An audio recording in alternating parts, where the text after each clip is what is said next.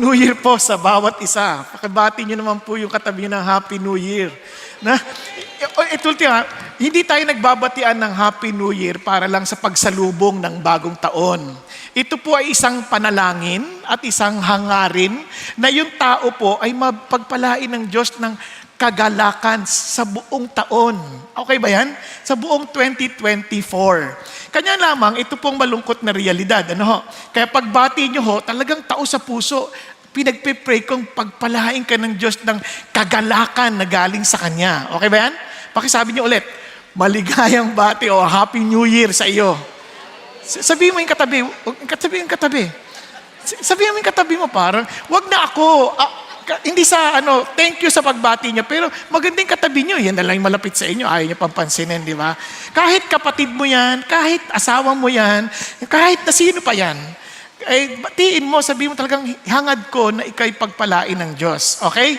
Now, alam niyo po ba, na sa dami ng ating problema sa buhay, parang hirap isipin, paano tayo magkakaroon ng galak ng buong 2024? Okay na yung pagsalubong, may putukan. Pero hindi ho. Hangad ng Diyos na maranasan natin yung katunayan ng Kanyang presensya sa ating buhay. Alam niyo po ba yon? Now, tingnan niyo po ito ha. Sa atin po, meron tayong bagong series. Kasi tamang-tama yung series na yon. Kasi we need to experience yung power ng Diyos na nare-release, na-unleash sa buhay natin. Kaya nga, ito po ang ating bagong serye. Unleash God's power. No? So, pray. In other words, kung gusto mo makita yung kapangyarihan ng Diyos na totoong kumikilos, talagang mag-pray ka. Kasi ganito yan. Naniniwala tayong walang imposible sa Diyos. Tama? Pero, ang tanong, pag may problema tayo, anong ating unang tugon? Di ba? Talaga bang tumatakbo tayo sa Diyos? O ang dami na nating kagad iniisip na gagawin? Kaya minsan, hindi tayo nagiging masaya sa buhay. Now, let me encourage you.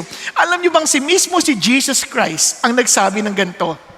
Sabi niya, yan, until now, you have asked for nothing. Sabi niya, hanggang ngayon, hindi ka pa humihingi ng kahit ano sa pangalan ko. Sabi niya, humingi ka at ikay makatatanggap upang ang iyong kagalakan ay puspos. Nakuha natin? Kaya joyful talaga. You want to have a joyful 2024? Sundin natin, sabi ng Lord, hanggang ngayon hindi ka pa humingi. Kasi minsan, kaya tayo hindi humihingi, nahihiya tayo, isip natin, hindi naman ako pakikinggan.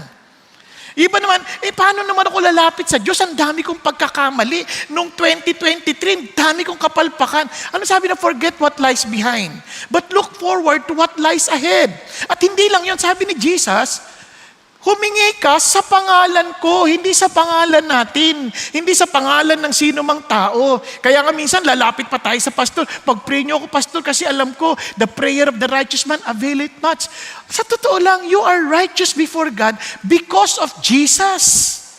Hindi naman ako righteous in terms of my own righteousness. Walang righteousness ng tao na sasapat sa righteousness ng Diyos. Kaya nga, Jesus Christ came, He is our righteousness. Kaya when we come to God, paglapit sa Diyos, we are confident. Matapang tayong lumapit. Bakit? Kasi because of Jesus who is in us. Kasi Jesus, alam nyo, sabi niya, Father, you always answer my prayer. Kasi nga, isa lang sila eh. And we are, imagine, the body of Jesus Christ here on earth as a church. Kaya, be confident. And anong sabi ng Lord? You will receive so that your joy may be made full. Di ba? Alam nyo, sasampulan ko kayo. Maraming tao hindi excited sa 2024. Kasi, ang taas na naman sigurado bilihin. Ta-da-da-dan. Yung iba naman, nakikita naman yung nangyayari sa buong mundo. Nakita naman yung siguro yung nangyayari sa Israel. Apektado tayo niyan. Walang bagay na isolated. Apektado tayo niyan. Nakita nyo nangyayari sa karagatan ng West Philippine Sea. Di ba? Nagtatalo ang West Philippine Sea tsaka South China Sea. Isipin nyo nag-aaway, dalawang dagat, iisang dagat lang yun. Ano pwedeng mangyari sa atin yan? Papakitaan ng lakas. Tabak laban sa kanyon. Parang malungkot kayo ha. Alam mo sa totoo lang, minsan kinakabahan din ako sa nangyari diyan kasi wala na tayong Fernando Po Jr. May edad na rin si Lito Lapid. Ang natitira na lang si Coco Martin, probinsyano pa. Wala tayong, medyo tagilid tayo dyan, wala tayong panlaban. Marami silang Kung Fu Masters. Hindi na yung sabihin. So, pag inisip nyo, paano tayo makakaroon ng excitement sa ganyan? Parang, paano tayo, anong tapang natin? Now, yung pamahalaan, alam nyo, pag nakaisip kayo ng saltang government, ano pumapasok sa isip ninyo? Grabe naman kayo. Kayo nagsabi niyan, ha? Halos unison corrupt. Parang, bakit ganun? Di ba? Ang sakit. So, anong dapat nating gawin? Magreklamo. Sabi ng Lord, unleash God's power. Sabi ng Lord, first of all, then I urge that entreaties, prayers, petitions, and thanksgiving be made known on behalf of all. Of whom? Of all men. Kings. Hindi lang isang king, hindi lang yung king natin, kundi kings and all who are in authority, so that we may lead a tranquil and quiet life in all godliness and dignity. Sino pong gusto magkaroon ng mapayapa at matahimik na pamumuhay? Yung hindi nagtaas ang kamay, anong gusto nyo? Gulo. Gusto nating lahat yan, na magkaroon ng isang matahimik at talagang yung mapayapang pamumuhay. At sabi ng Lord, anong dapat gawin? Pray. Pray for all leaders. Pray for all those in authority. This is good and acceptable in the sight of God, our Savior. Isip natin, nakakaya naman, guguluhin ko pa ba si God sa ganyan? Tayo na to. Hindi. Hindi naiistorbo si God pa nagpe-pray tayo. Tuwang-tuwa sa dyan kasi it is good and acceptable in the sight of God, our Savior. Because if we do pray peace, if we pray talagang magkaroon ng kaayusan sa pamumuno, ano sabi ng Lord? Sabi niya, all men to be saved and to come to the knowledge of the truth. Amazing! Pero anong ginagawa ng maraming Christians o maraming tao claiming to be followers of God? Reklamo ng reklamo. Reklamo, lalagay sa social media. May masosolve ba dyan? Wala. Nag-uugyok lang yan ng galit at sama ng loob. Pero dalhin mo sa Diyos pag hindi nakita mo ang kapangyarihan ng Diyos. Ang dami kong kaaway sa mundo. Hindi ko mo mabait ka, wala kang kaaway, salbahe pa ako. Di lalong marami akong kaaway. Nakuha ninyo? Ang dami. Makinig kayo sa social. Ang dami. Nagpapastor, ang daming umaatake left and right. Marami sa kanila. Pinag-pray ko lang. Dinala ko sa Diyos. Naging matahimik ang buhay ko. Nangamatay ang marami sa kanila. Hindi ako nagbibiro. Kasi naalala ko, meron akong, ano ba mga authorities natin? Hindi lang mga authority sa bahay. Di ba? Yung asawa ninyo, problema ba? Kaya hindi kayo matahimik? Sa pagtulog pa lang, hilik ng hilik. O, didalhin mo sa Diyos. Nakuha niyo po yung sabihin? O, problema ba yung pamumuno ng asawa mo? Kaya minsan, gagalta, aawayin natin asawa natin. Ipag-pray mo kasi. Kung nagpag-pray mo at mali-mali yung desisyon, hindi yan mali kasi God is overshadowing yung decision na yan. You just need to trust the Lord that He allowed it because He knows what's best for all of us. Nakuha ninyo? Ngayon, pag problema yung boss nyo sa opisina, ipag-pray nyo. Italin nyo sa Diyos yung boss niyo. Yung anong problema? Nanay at magulang, mga magulang? Problema, italin mo sa Diyos. Pag-pray natin, hindi yung aawain mo yung mga, lagi nang ganyan, lagi nyo lang ako, inutusan ninyo, lagi na lang ako, lagi na papansin ninyo. Subukan mong hindi ka pansinin ng magulang mo. Ang hirap atang humingi ng baon. O diba? Ipag-pray mo sa Lord. Kasi lahat yan nagbabago. God is in control. And amazing na ito pa. Problema mo yung teacher? Pag-pray mo sa Lord. Naalala ko nung may scholarship ako, yung isang teacher ko, naku po, pagkasagot ng babae, hindi ko may na-insulto yung teacher ko, kaya lang, pagsagot ng kaklase kong babae, tama. Samantalang, sinabi niya lang pareho nung sinagot ko. Ako, nonsense. Tapos sabi nung kinopya lang yung sinagot ko. Very good. Sabi ko, Lord, delikado to Baka matanggal ako sa scholarship. Palitan ninyo. The following week, napaltan. Nagmatigas, bumalik. Pinag-pray ko ulit, Lord, hindi pa pwede, mawawalan ako scholarship. Yun, namatay. Hindi ako natuwang namatay siya Pero isang bagay lang ko, ang Diyos ko may control ng lahat ng bagay. Nagkakaintindihan tayo? Yung Diyos na pinaglilingkuran mo, yung Diyos na sinasabi ng Bible, na kilala natin, yan ang Diyos na may control ng lahat ng bagay. Kaya matahimik ang buhay mo, hindi kayo parang, ano ba yan, ang problema naman itong teacher na ito, parang, hindi, bigay mo na lang sa Diyos yan. Bigay mo sa Diyos. Atakihin ka sa TV, atakihin ka sa social media, ibigay mo na sa Diyos. Tinatanggap niya agad. Are you following? Now, tingnan niyo pa, sabi niya, ito pong amazing. Bakit? Kasi sabi ni Lord, the king's heart, yun na yung pinakamatindi, yung hari na, ay parang daluyan ng tubig sa kamay ng Diyos. Dadalhin niya yan kung saan niya gusto. Kung kakampi mo si God, and as the bride of Christ, we are reigning with Jesus, but we reign with our knees, not with our mouth. Huwag yung purong uso. Dalhin natin yung ating puso sa Diyos. Kaya nga, lagi ko ito sinasabi. Nung naalala nyo, hindi nyo makakalimutan. Pag may problema ka, kahit sino mang niyang namumuno, huwag mong dibdibin. Anong gagawin? Tuhurin mo. Pakisabi sa katabi mo, tuhurin mo. Na, hindi ko sinabi, pagdating mo sa bahay, ay, gagawin kita sa'yo. Hindi. Lumuhod ka sa Diyos. Dalhin mo sa Diyos. Hindi mo man nakikita agad na parang walang nangyayari. No. He is working even if we don't see Him working. Amen? Relax ka lang. Kaya itong confidence natin, ang problema sa marami sa atin, we really need to improve on prayer. Lahat naman tayo, we need to improve on prayer. We don't know how to pray, but the Holy Spirit will intercede with us. Kaya kung kasama natin si God, siya mismo magtutulak sa atin to call upon the Lord. Kaya pag hindi ka nagpe-pray, either wala kang relationship kay God, o kaya may sakit ang iyong spiritual life. Nakuha po? Ngayon, yan naglalago yan, nag-grow yan. Kasi hindi yan automatic. Nag-grow yan. Kahit anong bagay, Basel, kailangan mo ibigyan ng exercise para mag-grow. Di ba? Yung utak, kailangan mong gamitin para mag-grow. Kaya marami iba, pag sabi, matanda na ako, makalimutin na ako. Hindi, napagod ka nang gamitin yung utak mo. Lagi mo lang inuutos sa apo. Gamitin mo pa din. Okay ba yan? Nakuha ninyo? Gamitin nyo kasi pag di mo ginamit, mawawala talaga. Ba't makakalimutin na ako? Mag-memorize ka ulit ng scripture, maaalala mo ulit, magtataka ka, tatalas na naman. Basta gamitin natin yun ang sabi ng Diyos kasi may law of atrophy. Kaya gamitin natin. Okay ba yan?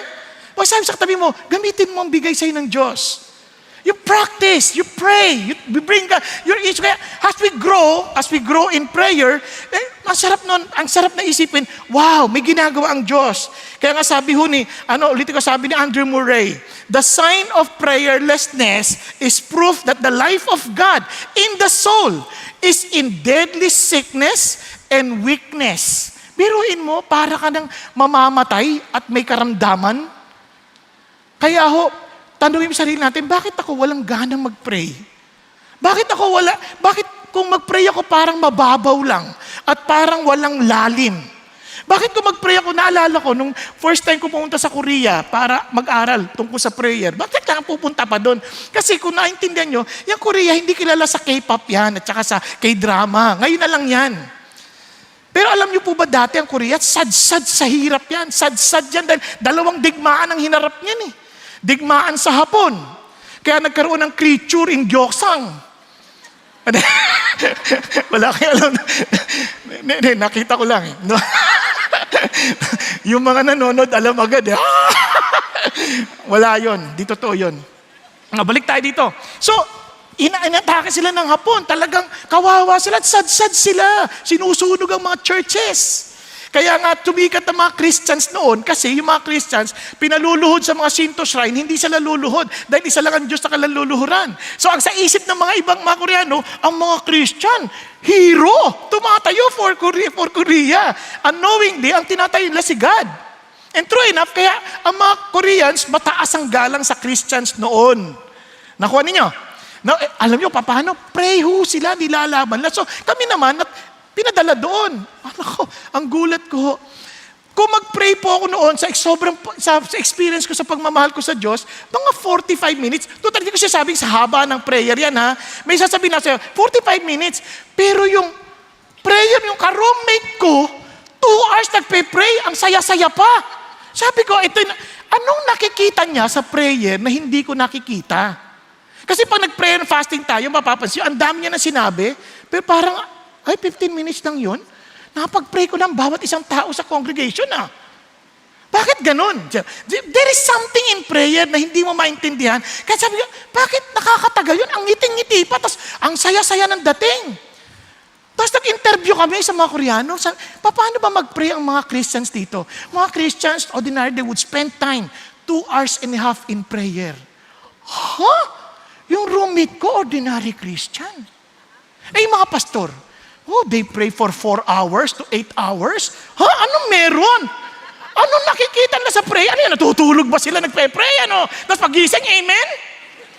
Ganun ba yun? They nakikita sila Ulitin ko, wala sa haba Ang sinasabi ko, there is something in there na meron sila, na they could spend that much. Sabi ko, bakit ganun? Hindi sila takot. Kaya tapos tinignan ko sa libro, si Martin Luther, I am too busy today that I will spend my first 3 hours in prayer. Anong nakikita nitong si Luther na ito?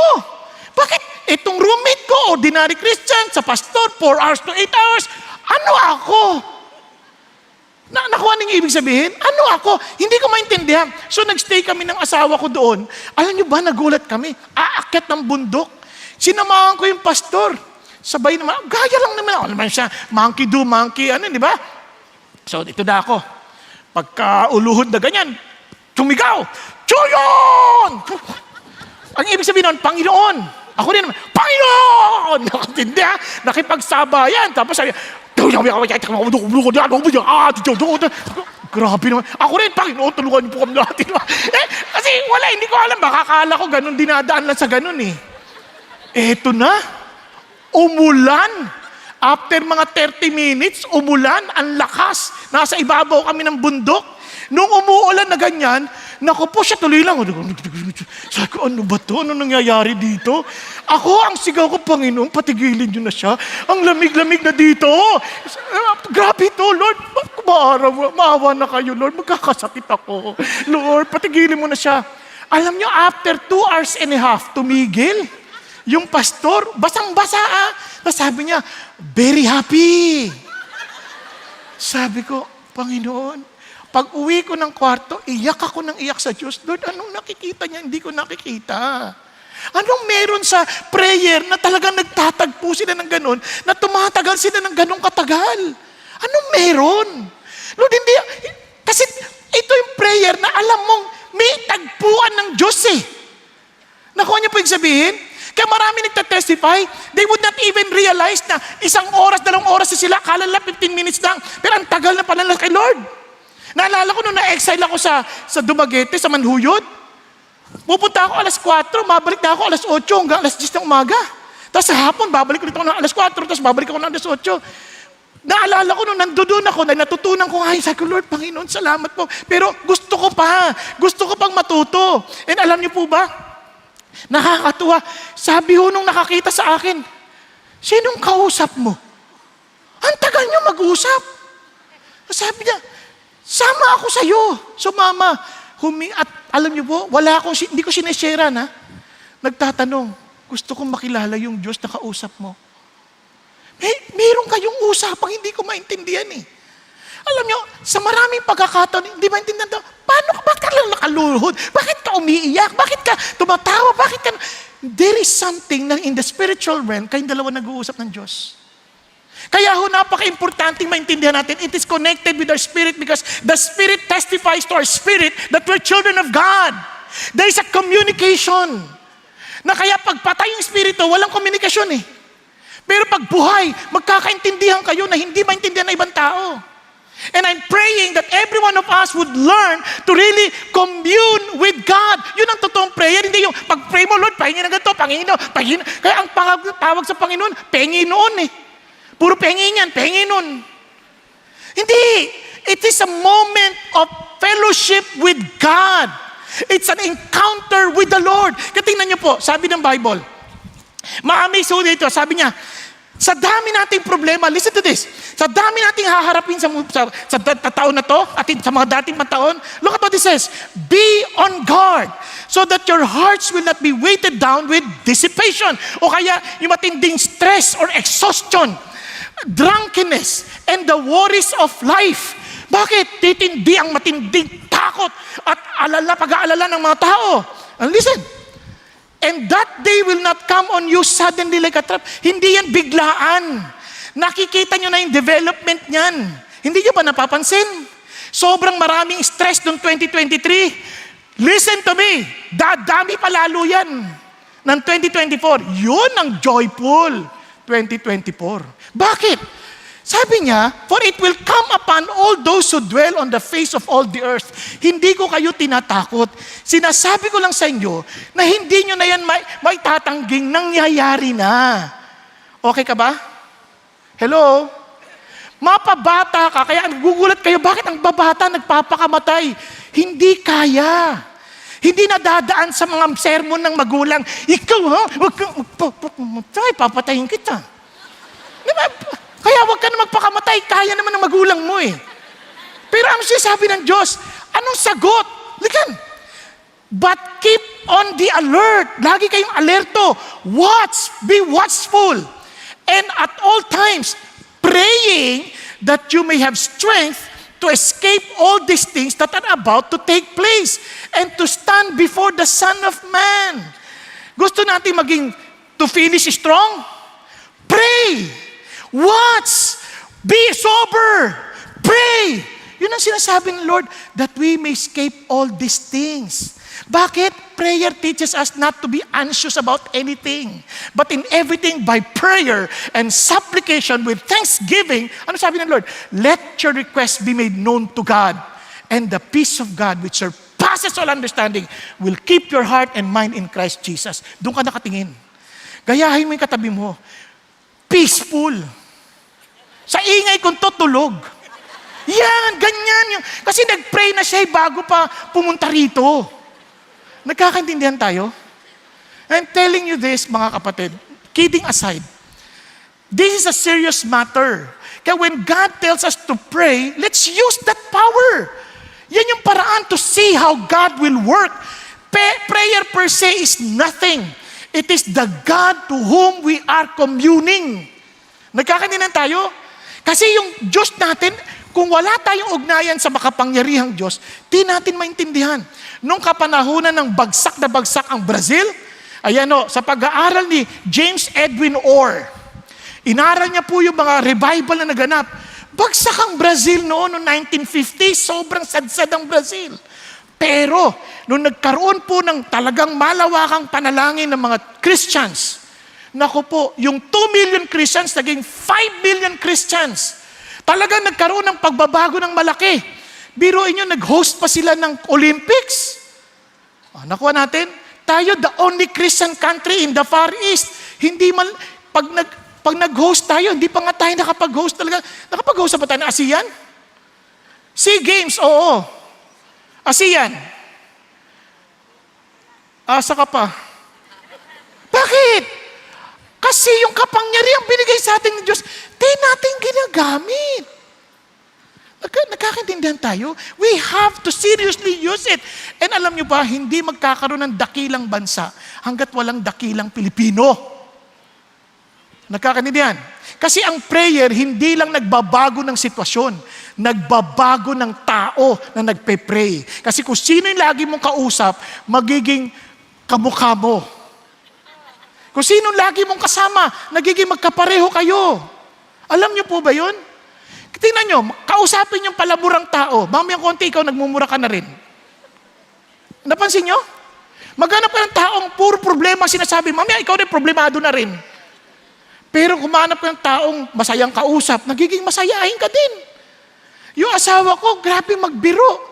Sino lagi niyang kausap? Nakuha ninyo? Kasi tahimik yan dati. Ngayon, grabe. Bakit? Sinong kausap? Yung ibon namin. What I'm saying is this, kung sino yung lagi mong kasama, nakakahawig mo eh. Naintindihan niyo po? Kaya yun ang challenge ng Diyos sa ating lahat. Ulitin ko lang ha, sabi, hindi kasi si R.C. Sproul sabi niyan, prayer does not change things, all kinds of things. But the most important thing is changing us. Tayo. Kaya nga doon maintindihan kaya marami hindi nagbabago, hindi nagpe-pray. Kung nagpe-pray man, nasabi lang yung pangangailangan. That's it. At kung emergency pa lang. Hello? Be honest. Kamusta ang prayer time mo? Kamusta ang communion mo sa Diyos? Can you honestly say, alam mo, I'm so excited to see God. I'm so excited to be with Him. Naalala ko nga po nung New Year, every New Year, we spend time praying instead of paputok. And alam niyo, one time I asked the Lord, Lord, did I deprive my children to see fireworks during New Year? Sabi niya, no. The most important thing is not for them to see fireworks, but for them to see the work of God that will make them on fire. Hello? Nagkakaintindihan? Yun yung passion na magdadala sa atin kasi isipin mo makausap mo yung face-to-face with God, the powerful God. Nagkakaintindihan tayo. Now, tingnan niyo po ito. Paano ba mag-pray? Siyempre, we want to grow. Tama po? I-share ko lang sa inyo kung saan ako umabot, pero hindi sa natutunan ko mula sa Scripture. But we need to keep on growing. Are you following? Now, ito po, tingnan natin. Sabi ho ng Bible, naalala ko yung mga alagad ng Panginoon, napanood nila si Jesus, nagpe-pray. Ibang klase mag-pray si Jesus. Magpe-pray sa umaga, sa tanghali, sa gabi. Mayat ba yan, nagpe-pray. So after praying, isa sa kanila lumapit, Lord, turuan mo naman kami mag-pray. Oh. Para naman hindi masyadong katulad ng pagturo ni John sa kanyang mga alagad. So sa madaling salita, kay John, importante yung prayer. Kay Jesus, anak ng Diyos, importante yung prayer. Are you following? Okay pa kayo? Lord, turuan mo naman kami mag-pray. Oh. Bakit di mo tinanong paano mag-perform ng miracles? Bakit hindi mo tinanong paano mag-preach? Kasi galing ni Lord mag-preach eh. Bakit di mo tinanong paano gumawa ng himala, magpagaling na may sakit? Hindi. Gusto ko matuto mag-pray. Kasi lahat ng nangyayaring yan, nakaugat sa kanyang panalangin. Okay tayo? Kaya, natutulog si Lord sa bangka. Pag kahit bumabagyo, ugat ng panalangin. Tingnan yung katabi nyo, ganyan. Diba? Parang, kahit naggalaw ka ng galaw, tulog pa rin. Dala ng panalangin. Nagkakaintindihan? Hindi, okay yan. Tuloy ka lang. Mahirap humarap ng tulog. Kaya sabi niya, when you pray, kaya sabi niya, when you pray, say, Father, hallowed be your name, your kingdom come. Now, itong isang bagay, nung sinasabi niya ito, pangalawang ulit niya na ito sinabi, kasi sa Sermon on the Mount, tinuro niya na ito eh. So, balikan natin yun, kasi mas expounded sa Sermon on the Mount kaysa dito. Kasi mabilisan ang kanyang discussion dito. Let's go to Matthew chapter 6, the Sermon on the Mount. Pray then in this way. Naintindihan po? Ganito yung pattern para if you want to unleash God's power and in prayer, pray then in this way. Ganito kayo manalangin. Hindi sabi, ito yung panalangin nyo, ganito kayo manalangin. Paano? Our Father who is in heaven, hallowed be your name, your kingdom come, your will be done on earth as it is in heaven. Mabilisan muna, mami ako babalikan. Tapos sabi niya, give us this day our daily bread and forgive us our debts as we also have forgiven our debtors. Do not lead us into temptation, but deliver us from evil. For yours is the kingdom and the power and the glory forever. Amen. Now, ano napansin niyo sa prayer? Hati sa dalawa. Yung first part, focusing on God. Then on the second part, focusing on our needs. Okay ba yan? Now, parang hindi makalibutan, gagahin ko yung ginawa ni Pastor Peter kasi ang ganda eh, nakatulong talaga eh. Sabay sa, focus on God, then focus on our needs. Okay ba yan? Okay? Okay, sabay-sabay. Ready? 1, 2, 3. Focus on God. Focus on our needs. Okay? Now, ito po ang nakakatuwa kasi noon may nagsabi sa akin, yung doktor ko sabi niya, when you eat portion. So, just remind yourself, pag nagpe-pray ka, ganyan. Portion lang. Ganyan lang karami yung kakainin mo. Yung kasi laki lang ng feast mo, ganyan. Ganyan ka, ha? Kung magpe-pray ka. Dok, paano yan? Kung mag-pray ako, ganito. Kaya ganito. Ganyan effect, di ba? Masama ang effect sa akin. Nakuha niyo. Kaya, stick. Di ba? Pero, para sa atin, just to remind ourselves, focus on God, focus on others. Are you following? Now, look at this. Para lahat tayong CCFer, pare-parehas. Now, isa-isa natin, what does it mean? So, let's go to the part 1. Focus on God. If you want to unleash God's power, ulit tayo, sabay-sabay, focus on God. Amen? Focus on God. That's, yung parang power ng Diyos, i-unleash, focus on God. So yan ang napaka-importante. That's how we are to unleash God's power. You pray. So balikan natin, sabi niya, pray then in this way, Our Father who is in heaven, hallowed be thy name, thy kingdom come, thy will be done on earth as it is in heaven. Sorry, ginagamit ko yung Old English. Now, balikan mo natin to. Unang-una, when you say focus on God, bago tinuro ito ni God, ni Jesus, binigyan niya muna yung kondisyones, how to focus on God. Sabi niya, sa Matthew 6, earlier verses, verse 5, when you pray, you are not to be like the hypocrites, for they love to stand and pray in the synagogues and on the street corners, that they may be seen by men. Ano sinasabi ng Diyos? When you focus on God, huwag mong intindihin ano sasabihin ng ibang tao. Huwag mong intindihin anong tingin ng ibang tao. Kasi ibang tao, kaya di makapag-pray, kasi iniisip nila anong sasabihin nila ng ibang tao eh. For example, pag nagpe-pray tayo sama-sama, may sabihin, o ikaw mag-lead ng prayer, huwag ako. Hindi ako marunong yan. Ano ba? Ikaw na. Bakit? Kakausapin mo si God eh. Tatay mo eh. Bakit ka pa matatakot? Kasi baka mali yung sinasabi ko. Alam mo, kahit mali yung sinasabi mo, alam ng Diyos ang puso mo. Kasi karamihan na nagpe-pray, pag nagkaroon ng invocation, kahit sa isang mga kongregasyon, naku talaga naman, ang gaganda ng pinagsasabi. Kayo ang Diyos na may likha ng langit at lupa. Kayo ang Diyos. Ganon ka ba mag-pray pag ikaw na lang mag-isa? Be honest. Kaya when you talk to God, ganon din sa tatay mo. Paalam ka naman paglapit mo sa tatay mo, Uy, tay! Diba? Tingin ang baon. Dahil kayo pust-pust ng kayamanan. Wala namang ganon eh.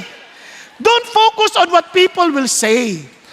Diba? Focus on God. Are you following? Now, ano pa sinabi niya rito? But when you pray, go into your inner room, close your door, pray to your Father who is in secret. Hindi sinasabi ng Diyos na huwag kayo mag-pray publicly. Walang ganun kasi sa Acts 4, nag-pray sila together eh. Nakuha ninyo? Walang sinabing hindi ka pwede mag-pray, kailangan nandun ka sa inner room. Ano sinasabi ng Diyos? Pag nag-pray ka, parang lahat ng bagay nagiging anino sa presensya ng Diyos. Are you following? Sino dito nakaranas nun sa nag-girlfriend, boyfriend sa isang lugar? Makakakita kayo sa LRT. Sa dami ng tao sa loob ng LRT, silang dalawa, parang silang dalawa lang. Ano ibig sabihin? May exclusivity. Nakuha ninyo? Ganon ang picture na parang kahit anong ingay dyan, kayong dalawa ng Diyos, kayong dalawa nag-uusap kayo. Kaya nga si David Brainerd, nagpe-pray sa kanyang tolda. Would you believe? Pinasok ng ahas, kaya yung mga Red Indian na mini-minister niya, napasugod at para silipin. Yung ahas, nagpe-pray yung David Brainerd. Tapos yung ahas, nakaganon na. At talagang siya, nakaluhod, tapos kaganyan-ganyan, tapos kaganyan yung ahas. Hindi pinansin. Sabi ng ahas, is nabero, umalis. Kaya tuloy yung mga Indian, sabi sa kanya, wow, he has the Spirit. Bakit? Talagang nakatingin lang sa Diyos. Naalala ko, nasa Korea kami, nagpe-pray, -3. Ang lamig, ang hirap mag-pray sa loob ng parang prayer cell ang tawag nila. Sabi ko, Lord, ang lamig, ang hirap mag-pray. You focus on me. Would you believe, pray ako, kinalimutan ko na yung lamig, nakafocus sa Diyos, pray. Habang nagpe-pray at nagpupuri ako sa Diyos, maniwala ko sa hindi, pinagpapawisan ako. Alam ko napawisan ako, bakit? Pagkatapos ko mag-pray, yung pawis na yun, naging yelo. Kaya, naging yelo. Bakit? Pwede yun eh. Kakalimutan mo lahat. Talagang kayong dalawa lang ng Diyos. Yung sasabi ng Lord, na kayong dalawa lang in secret, nag-uusap ng Diyos. Kaya nga yung mga Koreano noon, natatawa ako, ganito mag-pray ha, congregation yan ha, Panginoon, penging asawa. Ang lakas mag-pray, asawa hinihingi. Kasi kung will ni God yun, wala siyang takot. Tama? Kung tayo yan at nakikinig tayo, concern tayo sa paligid, Panginoon, asawa. Nakakahiyan. Baka kaalala, uhaw ako sa asawa. Biglang hindi mo masabi. Bakit? Kasi nga, isip mo, baka marinig ng ibang tao, nakakahiya yung prayer. You focus on God. Nagkakaintindihan? Ni hindi sa lola mo. May mga bata, ganun mag-pray, Panginoon, pengin, bisikleta! Pinaririnig sa lola. Bakit? Boy, bakit sumisigaw? Hindi naman binisigada. Sabi nung kuya sabi nung bata, si lola bingi eh. Kaya, hindi yun ang kausap mo. Focus on God. Now, tingnan nyo, nasabi ganoon, when you pray, sabi niya, do not use meaningless repetition as the Gentiles do, for they suppose that they will be heard of their many words. Ang sinasabi niya, pag nagpe-pray, hindi yan nadadaan sa dami ng salita. You focus on God. Hindi yung sa salitang sasabihin, but on God. Hindi ko sisabing you flippantly, sasabihin mo anything, kundi you seriously say to God because you're focusing on God. Hindi yung, papakinggan ako Lord pag marami na sinabi ko. Hindi. Minsan nga, meaningless na yung repetition eh. Paulit-ulit na wala nang saysay. Hindi against si God sa repetition ha. In fact, si Jesus Christ, He prayed 3 times. Lord, sabi niya, if possible, let this cup pass by me. 3 times. But it was so serious, talagang hindi meaningless. Nakuha niyo? Now, ito sabi niya, bakit? So do not be like them. For your Father knows what you need before you ask Him. Ba't pa magpe-pray? Alam niya na pala yung pangailangan ko.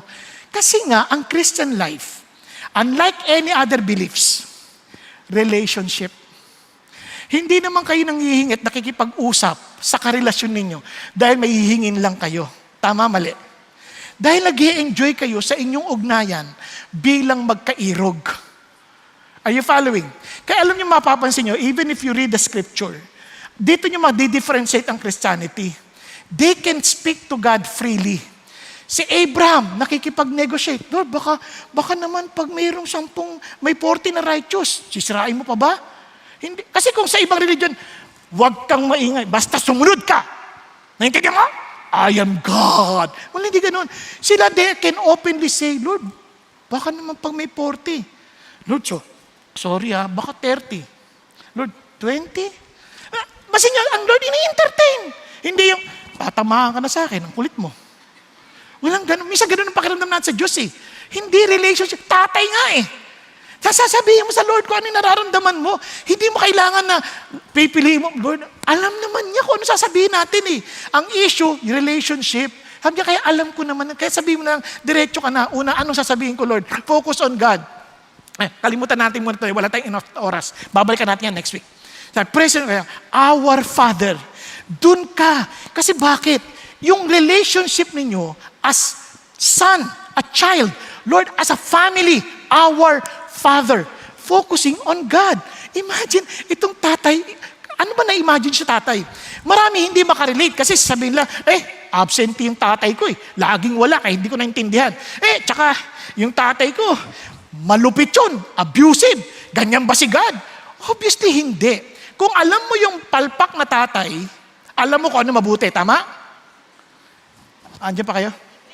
Tama? Kasi alam mo yung palpak eh. Ngayon sabi ni Lord, mag-isip ka na ng pinakamabuting tatay. Evil yan in comparison to me. Ayan tinan nyo. Hindi ako nagsabi niyan. Si Lord mismo, if you then, being evil, know how to give good gifts to your children, can an evil father will give good gifts? Siyempre, sabi niya, yung tatay na pinakamabuti na who will give good gifts to the children, evil yan in comparison to God. Bakit? How much more will your Father who is in heaven give what is good to those who ask Him? Kasi yung akala ng tatay sa lupa na good may not be good for you. May not be good for us. Pero si God, He knows what is best for us at wala siyang ipapahintulot at ibibigay at hindi bibigay na hindi makakabuti sa atin. Okay tayo? Kalabit mo yung katabi mo. Baka malaglagan ka ng butiki. Ulitin ko Si God, alam niya yung best para sa atin at lagi yan ang gusto niya sa atin. Ganun siya kabuting Diyos. Yun ang tatay natin. Kaya alam nyo, dun pa lang hindi ka na matatakot Lord, tinatakot po ako sa opisina. Lord, inaaway po nila ako.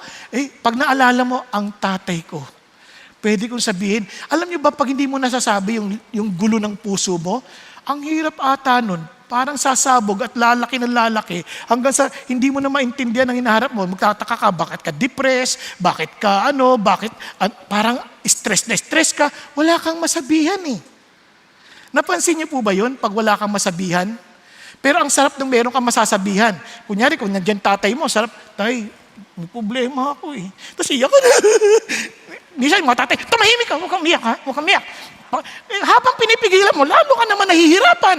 Pero yung tatay natin sa langit, sige lang anak, iniipon ko ang mga luha mo sa aking botelya dahil mahalaga ang puso mo at damdamin mo para sa akin. Nakuha ninyo? Yan ang tatay natin. Now, ito pa, tinan nyo. Sabi niya gano'n, see how great a love the Father has bestowed on us that we would be called what?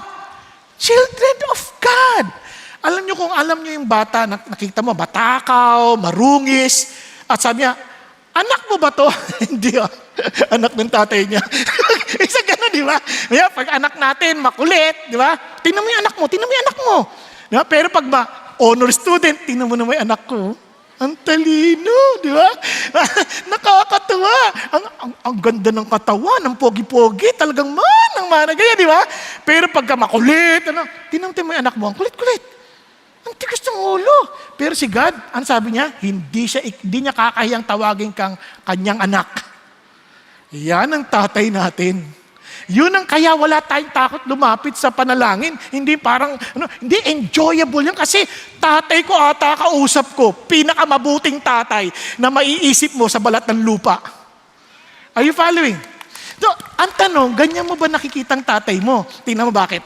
Sabi ng Lord, tingnan niya, para maging tatay mo talaga siya. Kasi pwede kong mag-pretend na tatay mo siya. Sabi nun, hindi. Tanggap mo ba si Jesus? Kasi pag si Jesus tinanggap mo na talagang maghari sa'yo, bibigyan ka ng karapatan maging anak ng Diyos. Kahit sa mga naniniwala sa Kanya. Nakuha natin? Kaya hindi ko mo sinabi mo, tatay, pwedeng sabihin ng Lord, sino ka? Hindi kita kilala. Pero kita niya, uy, si Jesus nasa iyo. Halika rito, halika rito. Anak kita.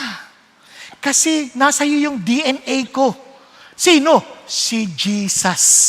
Kaya kung walang Jesus sa buhay natin, hindi tayo wala tayong relasyon sa Diyos. He is still God, but never been your Father. Nagkakaintindihan? Kaya tiyakin natin si Jesus nakikita. Now, balik tayo dito. Now, balik tayo sa panalangin. Who is in heaven? Ano agad sinasabi? Nasa langit, above all our circumstances. Paano ka matatakot? Yung tatay ko, nasa langit, di ba? Pero alam niyo, minsan, meron si Anthony Collins. Kilala niyo si Anthony Collins? Hindi, no? Palagay ko, ako naman, hindi ko naman siya talaga kilala. Nabasa ko lang siya. Isa siyang deist. Alam niyo yung deist? Hindi nga. Yung deist, hindi naniniwala sa mga supernatural revelation. So, sa madaling salita, materialistic lang ang pananaw. So, ito na. Lumapit siya sa uy, saan ka pupunta? Isang commoner. Saan ka pupunta? Sabi niya, sasamba po sa Diyos. Sasamba sa Diyos? Yung bang Diyos mo, dakila o maliit? Sabi niya, parehas. Huh? Parehas? Pwede ba yun? Napakadakila niya na hindi kayang siyang hindi kaya siyang i-confine sa kalangitan. Pero napakalit niya, nandito siya sa aking puso.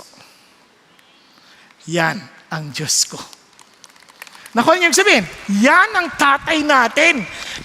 Wala siyang katulad. Hallowed be your name. Kaya nakafocus kay God, pag pray mo pa lang, hindi yung sarili natin ang focus.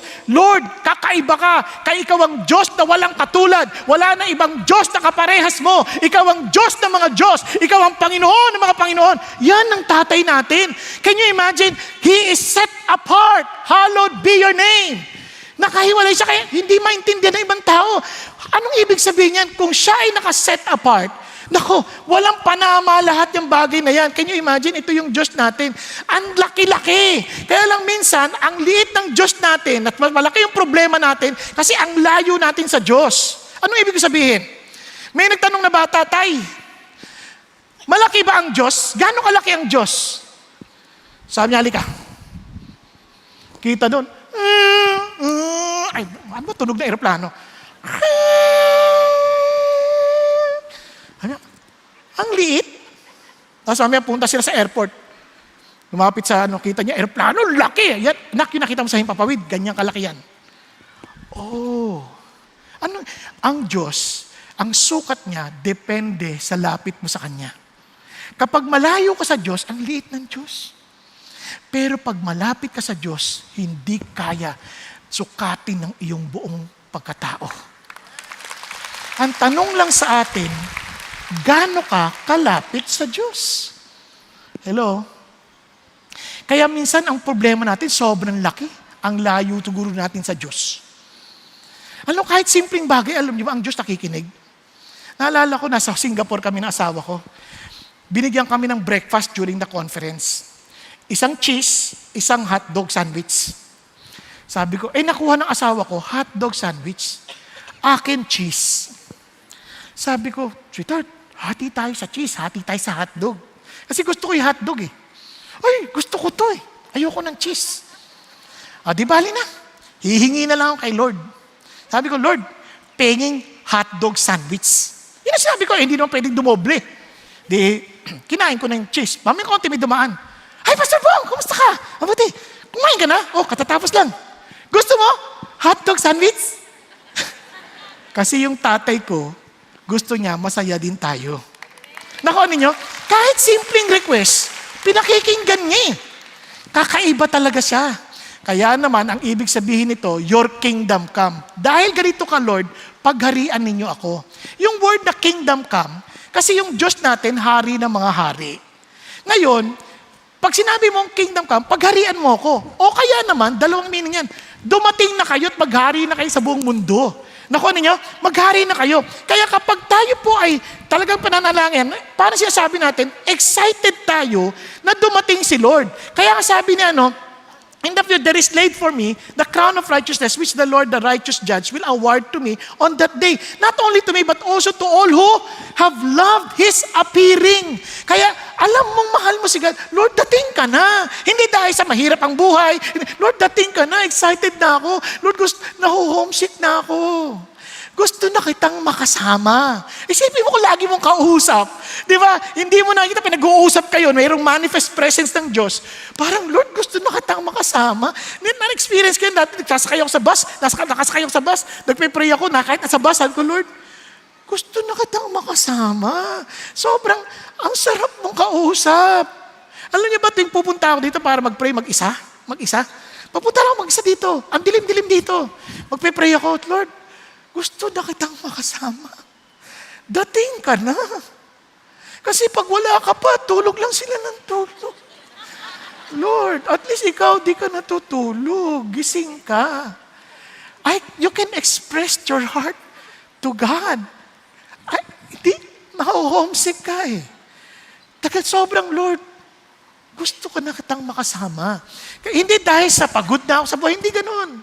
Excited ako. Yun yung sinasabi ni Paul, for me to live is Christ and to die is gain.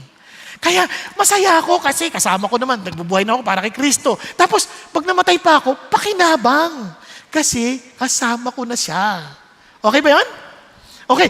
Sabi niya, tinan nyo. Now, ito, sabi niya, thy will be done. Lord, your will. Kasi kung siya naghahari, yung kagustuhan mo lang mangyari. At sobrang confident tayo na sasagutin niya ang ating prayer kapag according sa kanyang kagustuhan. Kaya lang, hindi natin alam kung ano yung gusto ng Lord kasi, kahit sabi niya, Lord, di niyo na ako sinasagot. Kasi di mo naman kasi alam kung ano gusto ni Lord eh. Kaya nga, binigyan niya tayo ng Bible. Basahin natin para makita natin ano yung gusto niya at ayaw. Okay ba yon? Kahit sa pag-aasawa, pa nag-pray ka ng doon, no? Sasabi niya, ayaw ko yan, anak. Gantong gusto ko. O kaya yung iba, kaya ako lagi tinatanong, maliwanag ba sa Diyos, sa Diyos, yung mission mo?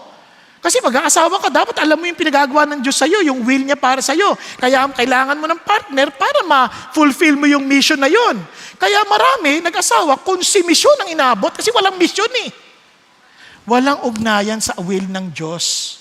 Naintindihan?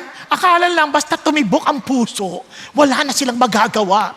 Yun yung sinasabi nila na, kapag pumasok ang pag-ibig sa puso ni naman, hahamakin ang lahat, mahamak ka lamang. Naintindihan niyo ba ibig sabihin nun? Ay, hindi niyo na alam yung yung tula ni Florante at Laura. Hindi niyo na maalala, no? Di bali na. Ganyan talaga ang buhay. Nakalimutan na natin ating kasaysayan. Sabi niya, kasi parang hahamakin ng lahat. Masunod ka lamang. Yun ang intindi nila sa pag-ibig.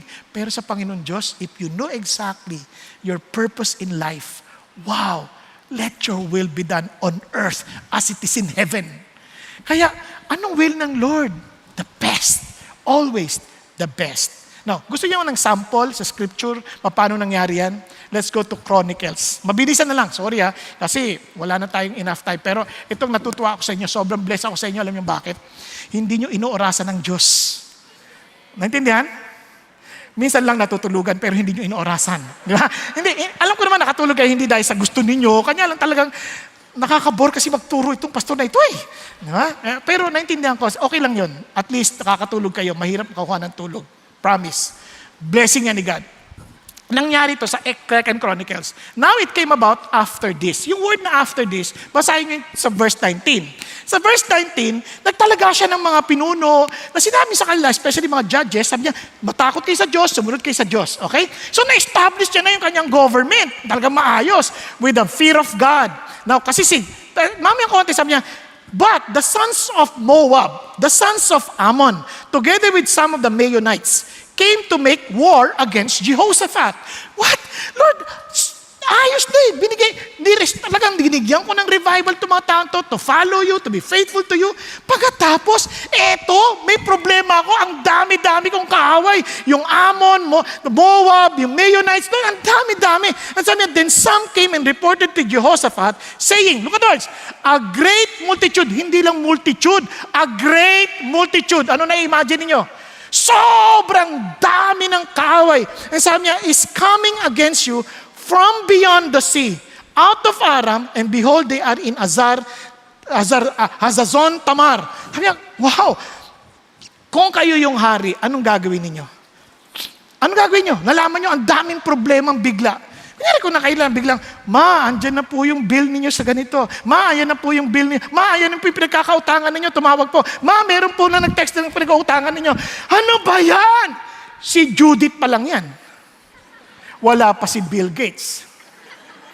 Naintindihan niya sabihin? Alam niyo po ba ito? May sakit ka dito? Lord, bakit ganun? Faithful naman ako sa iyo Pwede kang magreklamo Pwede kang magsabi, Lord, ang labo mo naman Now listen, hindi ko may problema ka dahil masama ang lakad mo. Hindi. Kahit maayos ang lakad mo, pwede ka magkaproblema. Si Job, ganyan na naranasan. Kaya naman, ito namang si Jehoshaphat, madali naman sana sabihin niya hindi ka. Tawagin yung mga general, yung mga top generals natin, sabi mo, maghanda na tayo sa digmaan. Kasi sa 2 Chronicles chapter 17, sobrang ganda ng kanyang armies, ang laki. Naka-ready sila, pwede sila lumaban. Pero hindi nakita ni Jehoshaphat yun. Alam niyo ginawa niya? Sabi niya, Jehoshaphat was afraid and turned his attention, look at the words, to seek the Lord. He was so focused on God, ang hanapin niya si God. Alam niyo ibig sabihin ng to seek the Lord? To be trampled under feet.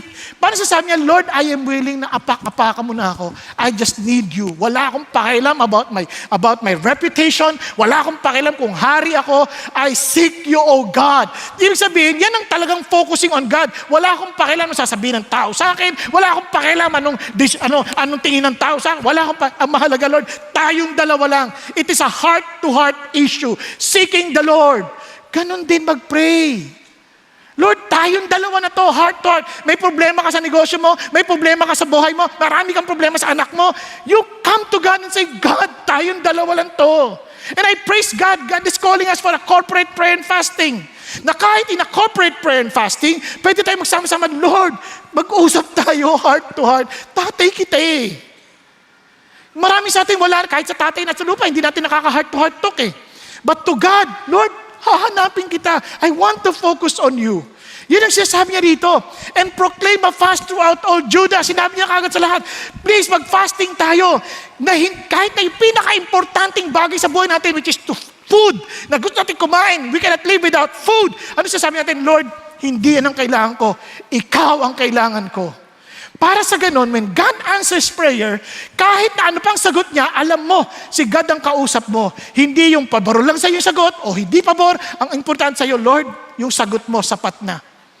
Yun yung sasabi ni Scott Westbound, when answers aren't enough, there is Jesus. You are the answer that is enough for me. Nagkakanindan tayo?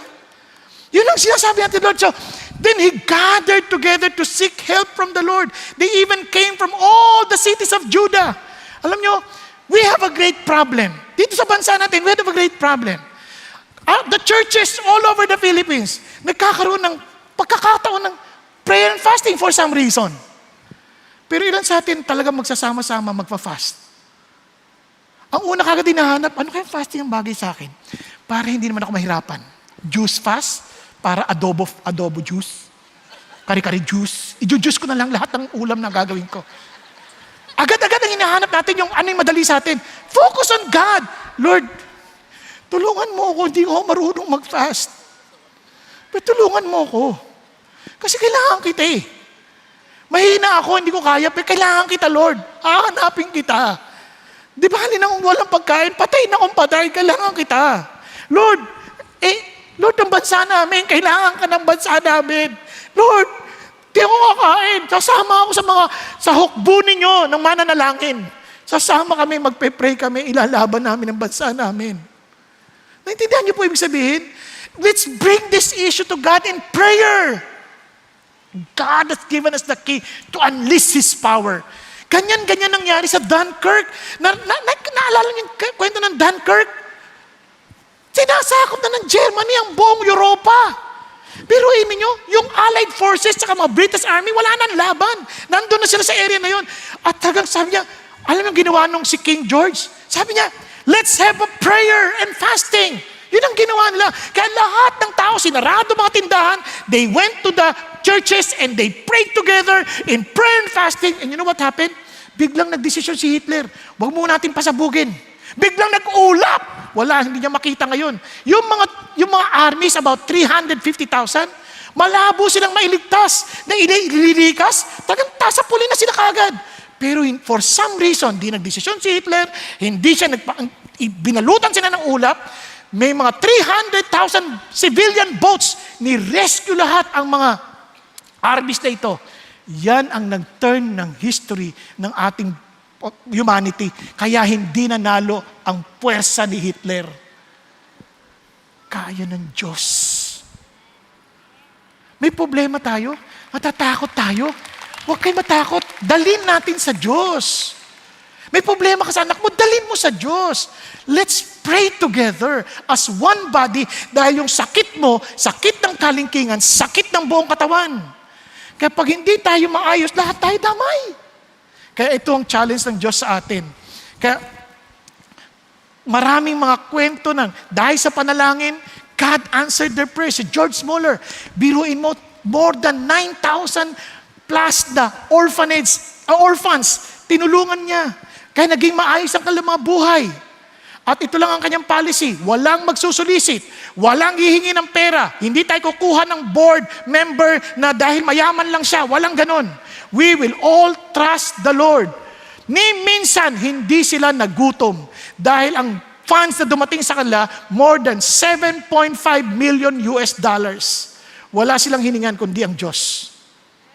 Nagkakanindihan? Kasi pinangako niya sa Diyos, wala kami hingin kundi kayo lang o Diyos. Hindi siya nagpatayo ng orphanage dahil mahal niya yung mga orphans. Yes, mahal niya rin, pero the reason why He established these orphanages, ano sabi niya? Because I want to prove the world that my God answers prayer. Amazing! Yan ba ang tatay mo? Yan ba ang Diyos natin? Kaya sabi ng Lord, when we come to God in prayer, let's trust God. And look at Him. Takot si Jehoshaphat. Wala siyang pakialam sa kanyang political career. Wala siyang pakialam na hari ka, takot ka. Hindi importante sa kanya yon. Ang mahalaga, he will seek the Lord. And you know what? Etong sabi niya, look at his prayer. O Lord, the God of our fathers, are you not God in the heavens? Are you not ruler over all the kingdoms of other nations?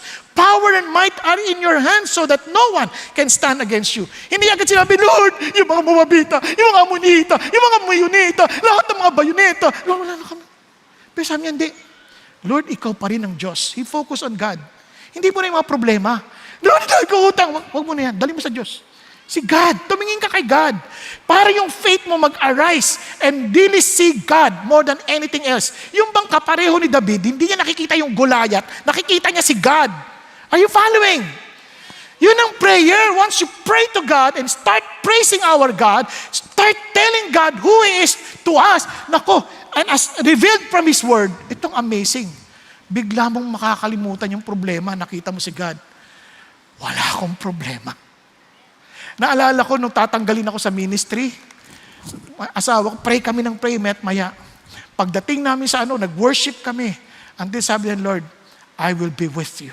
You will be gone, but you will come again. And I will expand your borders. Prayer and fasting, ang bait ng Diyos. Hitinupad niya yon. Hindi ko makita paano gagawin, pero nangyari na. Naintindihan niyo po? Kaya ako matapang na sinasabi sa inyo, hindi to kwentong kutsero. Buhay pa kayo nangyari na ito. To some of you, alam niyo yung kwento. Pero kita niyo yung kamay ng Diyos, totoo. Hindi siya nagkulang. Kaya nga, you focus on God. Maraming pumunta sa bahay namin, may sakit na cancer, hindi na alam gagawin. Sabi ko, hindi, sa halip na, mamamatay na ako. Mag-worship tayo sa Diyos. Pag worship namin sa Diyos, alam niyo, nakakalimutan lang may cancer sila. Nakakalimutan lang kung patay o buhay. Wala sa kanilang pakialam. Mahalaga, nakatagpo nila ang Diyos. You worship God in prayer. Kaya nga, ito, did you not, God, drive out the inhabitants of the lands before your people, Israel? Di ba binigay niyo to sa amin? Abraham, your friend forever. They have lived in it and have built you a sanctuary there for your name. Saying, ano sabi niya? Look at what he was saying. Sabi niya, should evil come upon us, the sword or judgment or pestilence or famine, we will stand before this house and before you.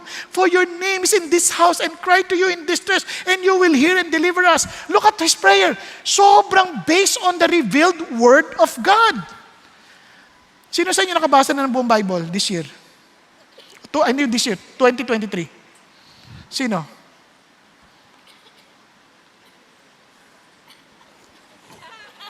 Kanya naman pala eh. Kaya pala masyado tayong problemado. Basa kayo ng basa sa Facebook. Kahit nagsa-service na, Facebook pa rin tinitingnan ninyo, tsaka Viber, at tsaka WhatsApp. Basahin natin ang salita ng Diyos. Every day. Would you believe, every year, 1.5 times ko binabasa yung Bible. Kaya yung promise ng Diyos, yan pinangawa ko. Lord, sabi mo to. Lord, sabi mo to. Kahit hindi ko pa nakikita yung mangyari, sinabi niya na to. Yes! Naku, ano niya yung sabihin? Aantayin mo yun. Aantayin mo. Kaya ito, alam niya yung sinasabi. Lord, binabalik ko sa iyo, sinabi niyo. Binabalik ko yung plano ninyo. Lord, yan ang pinangahawakan niya. And sabi niya, kasi yun ang pinahawakan niya sa 2 Chronicles chapter 6. Yun ang pinahawakan niya. Now, tuloy tayo. Sabi ng Lord, tsaka hindi lang yun. Tingnan niyo po yung mga Ammonites, yung Moabites, yung Mount Seir, na sinabi niyo, Lord, huwag niyo namin silang gagalawin. Sinabi niyo yun eh. Ngayon, inaatake nila kami. Kasi sabi niya sa Deuteronomy, do not harass Moab, nor provoke them to war, for I will not give you any other land as a possession. Lord, sinabi mo, sinunod ka namin. Pero ngayon, sila nang aatake. Danong sabi ng Lord, kaya binabalik nila kay Lord, O our God, will you not judge them? For we are powerless before this great multitude who are coming against us. Do we know what to do, but our eyes are on you. Amazing, no? At itong amazing part, sumagot si Lord. And sabi niya, all Judah standing the Lord in their infants, their wives, and their children. Look at them.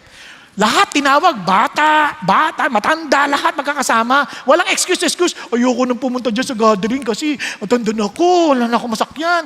Traffic. Walang ganon. They know what is urgent, what is important. Kaya sabi niya, then in the midst of the assembly, the Spirit of the Lord came upon Jahaziel. Sumasagot ang Diyos. Hindi lang tayo nagpe-pray, nag-iintay tayo ng sagot. And would you believe God will answer? And nung sumagot ang Diyos, ano sabi ni Lord? Listen, all Judah and the inhabitants of Jerusalem, and King Jehoshaphat. Thus says the Lord to you, do not fear, nor be dismayed because of this great multitude, for the battle is not yours, but God's. Sarap, no? Biglang, yung utang na yan, utang ko na yan, hindi na iyo yan. Lord, makukulong ako, sasamahan kita. Kasi utang ko din yan. Lord naman, makukulong pa din. Naalala ko, dahil sa isang bansa ako, ganyan, sabi niya, wag mong babanggitin si Jesus. Sa pag nag-preach ka. Sabi kasi, bawal dun eh. Sabi, tapos nagpe-pray na ako. Sabi, Lord, ba't hindi mo ako babanggitin? Lord, bawal dito eh. Bansa ito nang hindi walang bansa-bansa na ganyan. Bansa ko lahat ng bansa. Banggitin mo ako. Lord, makukulong ako. Sasamahan kita. Lord, makukulong pa rin ako. Hindi. Basta, sasamahan kita kahit anong mangyari. Okay, binanggit ko si Jesus. Would you believe yung pinaka-religious leader na against sa ganyan, lumapit. Very nice message. Nagulat ako. Kasi God is God. Amen? God is God. Yeah. Kaya huwag kang matakot. Tomorrow, go down against them. Behold, they will come. And by the ascent of Ziz, you will find them at the end of the valley in front of the wilderness of Jerusalem. Of Jeruel. Grabe, no? No, sabi niya, you need not fight in this battle. What? Hindi ka makikipaglaban. Tatayo ka lang, makikita mo ang kaligtasan ng Diyos. Sana on your behalf. And Judah and Jerusalem, do not fear or be dismayed. Tomorrow, go out to face them, for the Lord is with you. Yun ang pinaka-importante. Yung alam mong kasama mo si God. Isang sample pa, plus practical. Panoorin natin yung kwento ni Pastor Peter. Sandali lang, game. On one night, I received a phone call. Kidnappers called me. We got your brother. You better pay up. That was years ago. Remember there was a rampant kidnapping? And I was shocked. They didn't call my father. My father was abroad. They didn't call his wife. His wife was out of town. So they left with me. So they called me. I didn't know what to do. They kept calling me every 5-10 minutes. Ito ang gusto namin. Magbayad ka. We got your brother. Then I talked to my brother. My brother said, Brad, I'm kidnapped. So what do? Would you believe it? I sat down and I read 2 Chronicles, exactly the same verse. And the Lord told me, tomorrow, not today. So you know what I did? I pulled out the phone. Walang cellphone pa nun, ha? I pulled out the phone. The phone stopped ringing. And the kidnappers told my brother, what's wrong with your brother? He wants you dead. And then you know what my brother told them? You want to kill me? Okay, I go to heaven. Where will you go? But the Lord told me, tomorrow, the battle is not yours. Literally, I really know it's from God. I slept.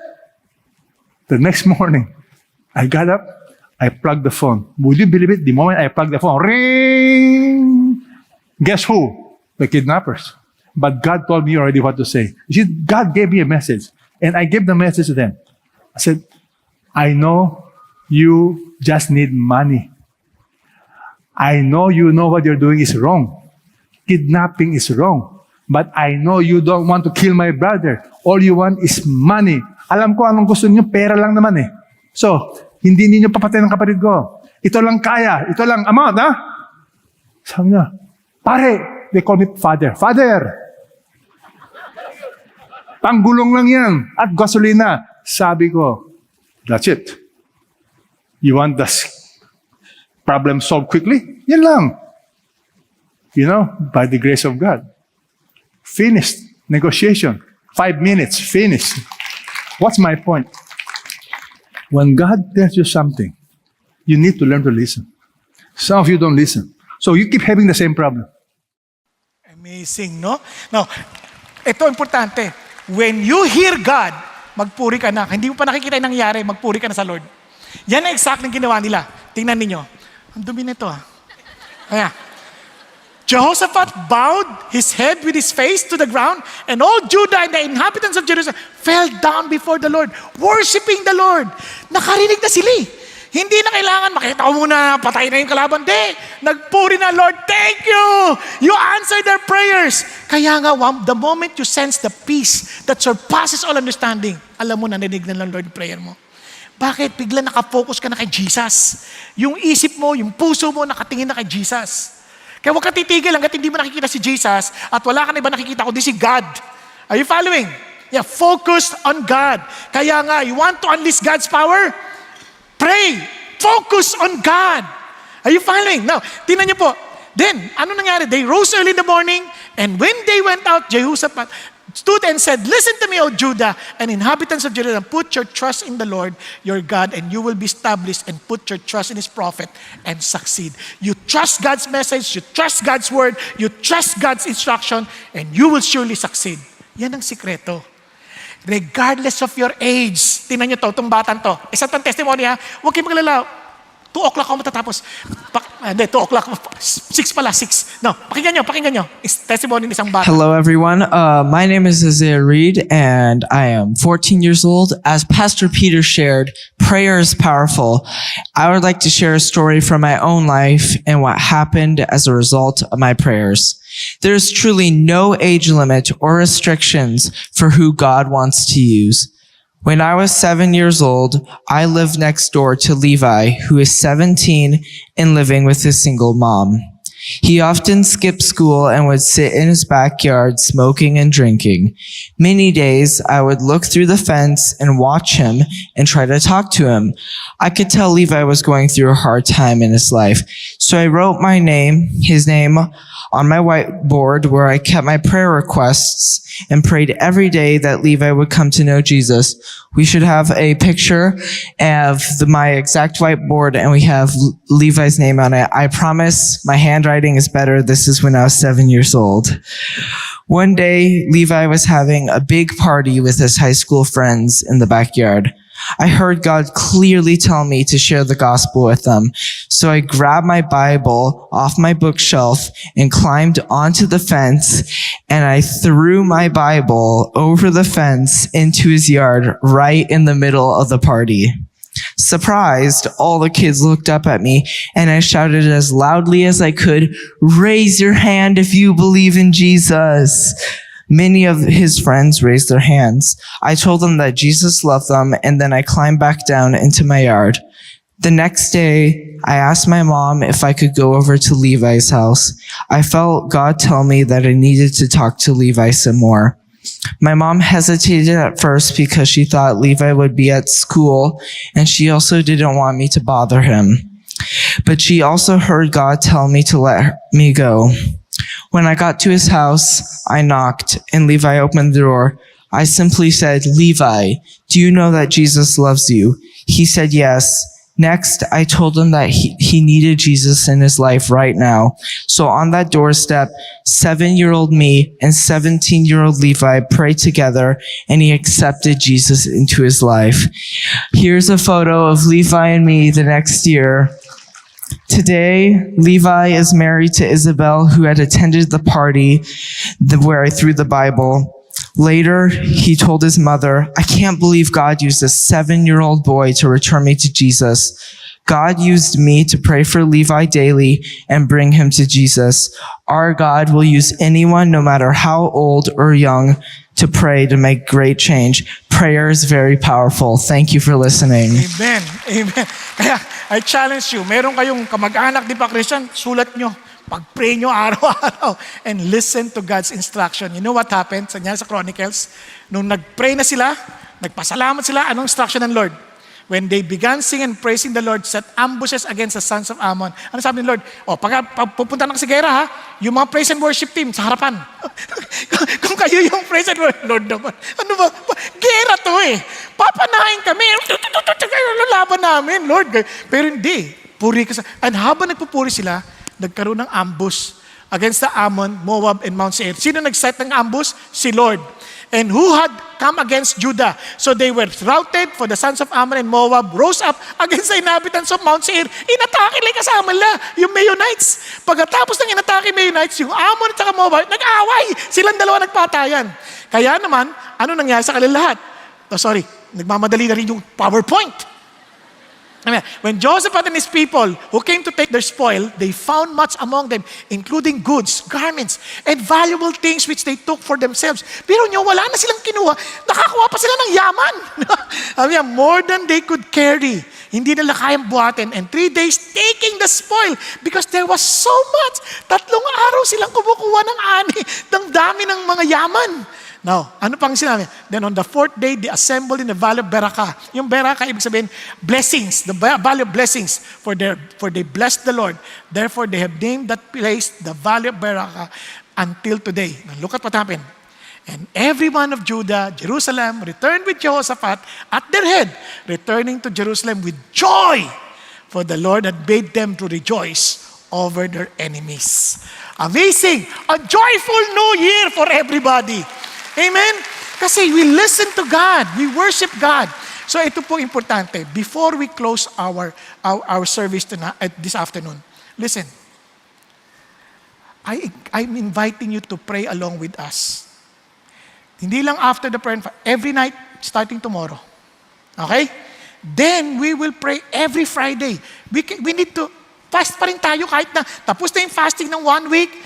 Isipin natin sa susunod pa, pwede tayong 1 meal fast lang. Hindi makailangan. But to spend time in prayer. Don't focus on your hunger. You focus on feasting in the presence of God. Okay yan? Simulan nun natin. At kung yung bang anak ninyo, parang kagana-gana sa Diyos, ipag-pray ninyo na makita nila with the spiritual eyes the truth of God. Unless God reveals Himself to us, we will never know Him. Kaya tayo rin, Lord, kausapin mo ako, Lord, Lord, i-reveal mo yung sarili mo sa akin. Will ni Lord John that everyone would come to repentance. Hindi niya gusto sino mapahamak. Shall we just close our eyes and bow down our heads? Mga kapatid, if you want somehow ma-experience talaga yung katotohanan ng kapangyarihan ng Diyos sa buhay mo, na hindi lang teorya, kundi sa totoong buhay, ma-experience mo si God. Lord, turuan mo ako mag-pray. Kung yan ang desire ng puso mo, itaas mo ka ng kamay mo at pagpipray kita. Yes, huwag ka mahiya. It's between you and the Lord. Lord, teach me how to pray. Turuan mo talaga ako, Lord, para maintindihan ko talaga yung kapangyarihan mo na a-unleash sa buhay ko. Yes, taas mo kamay mo. Yes, huwag ka mahiya. Yes, before the Lord, be humble. Don't think about yourself. You think about God. You think about the relationship that He's building up sa inyong dalawa. Huwag ka mahiya sa Diyos. Lord, turuan niyo ako mag-pray. Thank you, Jesus. And thank you, Lord. Father God, we thank you for the humility of my brothers and sisters na nagtataas ng kamay. Kinikilala, Panginoon, ang aming kawalan. Kinikilala namin aming hindi kami marunong mag-pray. Some of us may have some form of experience sa prayer. Pero Lord, we want to grow more. We want to know you more. Lord, gusto namin makita lalo, Panginoon Diyos, yung kapangyarihan ninyo na kumikilos sa buhay namin, sa buhay ng pamilya namin, sa buhay sa opisina namin, sa paaralan, Panginoon, sa bayan namin, O Diyos. Lord, sa hangad naming pagbabago sa aming kapaligiran, salamat as you teach us to pray. Alam naming babaguhin niyo po kami. Panginoon, salamat po. Salamat po sa kagustuhan ninyong magpakilala sa amin at makilala namin kayo. Salamat po, O Diyos, sa hangarin ninyong matuto kaming talaga mag-enjoy sa presence ninyo sa panahon kaming nananalangin. Thank you, Jesus. Thank you, Lord. Habang naman sa mga ilan sa atin dito na hindi ka tiyak, may relasyon ka ba kay God? Ikaw ba talaga yung anak niya? And you want to experience His fatherhood. Pero totoo bang anak ka niya? Friends, sabi ni Lord, but to them who received Him, He gave them the right to become children of God. Kapatid, kung hindi ka pa sigurado sa iyong relationship with Jesus, itaas mo rin ang kamay mo sa Lord. Lord, I accept you, Jesus, in my heart. And thank you, Lord, for giving me the right to become God's child. And by faith, I believe, Lord God, that you have accepted me as I am, and you will transform me to become the person that you designed me to be. Thank you, Jesus. And Father in heaven, as one body, I pray, give us the humility to really come before you with all of our hearts, to submit ourselves to you, O God, and to really understand, Father God, the power that you have stored for each and every one of us. And let this be unleashed in our lives. May your power be unleashed, O God, as we pray unceasingly. In Jesus' name we pray. Hallelujah. Amen. Amen and amen. God bless us all.